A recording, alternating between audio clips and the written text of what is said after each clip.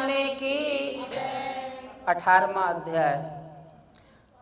ब्रह्मा जी बोले, हे नारद, भगवान श्री सदाशिव जो महाभक्ति के अंगों की व्याख्या सुनकर सती अत्यंत प्रसन्न हुई। उन्होंने हाथ जोड़कर भक्ति के 5 अंगों के संबंध में पूछा और उनके साथ ही उनसे उनकी विधि भी पूछी। तब भगवान श्री सदाशिव जी महाराज ने तंत्र शास्त्र, स्तोत्र, कवच, सहस्त्रनाम, पलट तथा उद्यत सहित अनेक प्रकार के मंत्रों, चटकादि का गुणों सहित वर्णन किया। इसके पश्चात अनेक कथाएं, भागवत भक्तों की कहानी,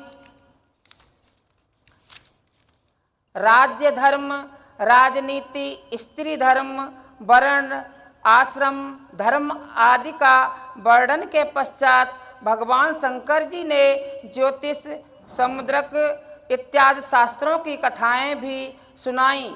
इस प्रकार हिमालय पर क्रीड़ा करते हुए भगवान श्री शंकर जी महाराज ने और भी दूसरे स्थानों में विहार किया।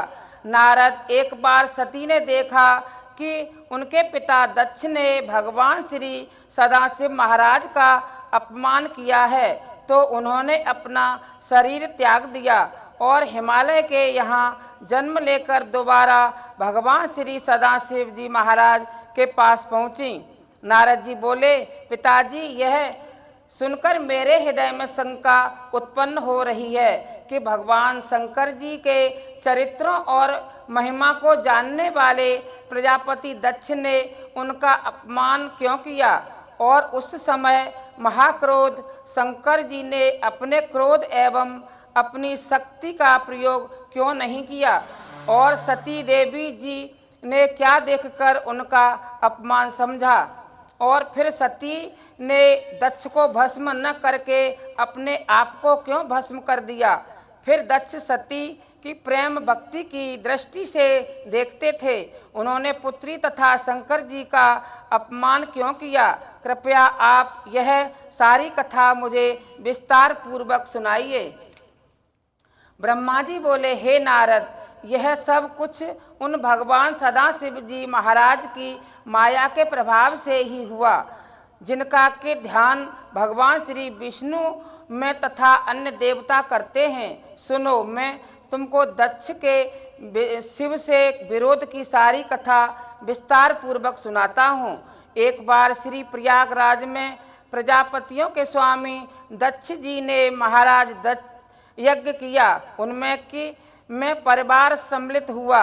अपने अपने परिवार सहित अन्य सभी देवता भी उस यज्ञ में पधारे। सब देवताओं के पधारने के पश्चात अपने गणों सहित श्री सदाशिव जी महाराज भी पधारे। सबसे भक्ति पूर्वक उनको प्रणाम आदि करके उनकी स्तुति की। संयोगवश दक्ष प्रजापति भी उसी समय वहां आ पहुँचे। उन्होंने केवल मुझे प्रणाम किया और मेरे संकेत से आसन पर बैठ गए। सब देवताओं ने उनका भी यथाविध पूजन किया, लेकिन लीलाधारी महेश्वर अपने आसन पर ही बैठे रहे। इससे दक्ष को बड़ा क्रोध आया। उसने गरज कर कहा, हे ब्राह्मणों और देवताओं, श्री ब्रह्मा जी मेरे पिता हैं, उन्होंने मेरे सम्मान नहीं किया, ठीक है, लेकिन यह शिव मूर्ख तथा अहंकारी है,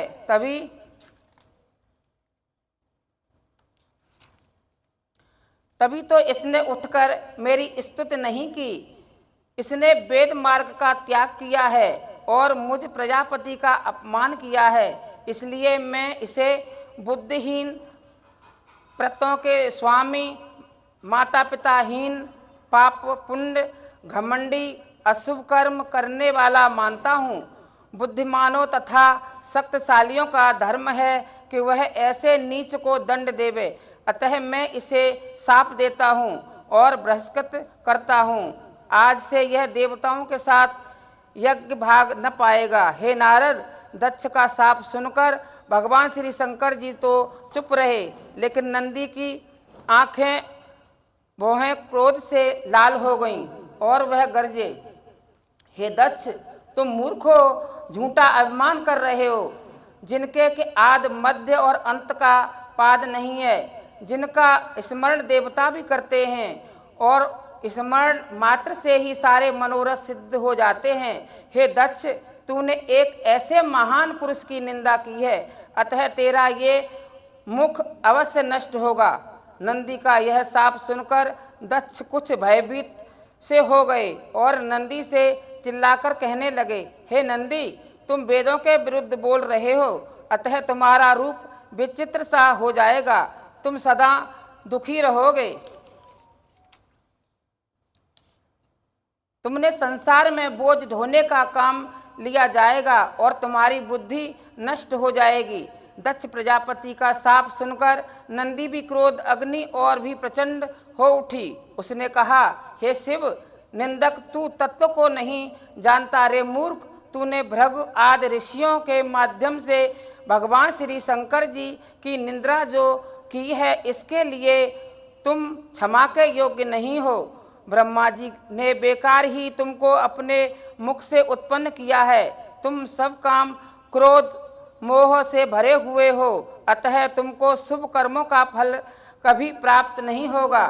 तुम लोग कभी भी परम पद को प्राप्त नहीं कर सकोगे। जो ब्राह्मण शिव के विद्रोही होंगे, वह ब्राह्मणों की निंदा करके शूद्रों को यज्ञ करवाएंगे, घर घर भीख मांगेंगे। नंदी के शाप से सभा में बड़ा भारी कोलाहल मच गया। भगवान श्री सदाशिव जी महाराज ने नंदी को समझाते हुए कहा, नंदी, तुम्हें क्रोध नहीं करना चाहिए था। मैं वेद और ब्राह्मणों को शाप नहीं देता। तुम इस बात को भली भांत समझ लो कि दक्ष का शाप मुझे बिल्कुल नहीं भाया। बात केवल इतनी सी है कि जानने में योग्य तत्व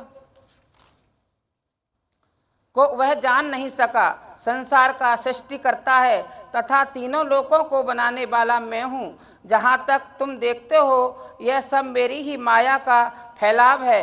भगवान श्री सदाशिव जी महाराज की बात सुनकर नंदी शांत हो गए और भगवान फिर अपने गणों सहित अपने धाम को चले गए और दक्ष उस दिन से शिव निंदक बन गया। वो शंकर भगवान की जय।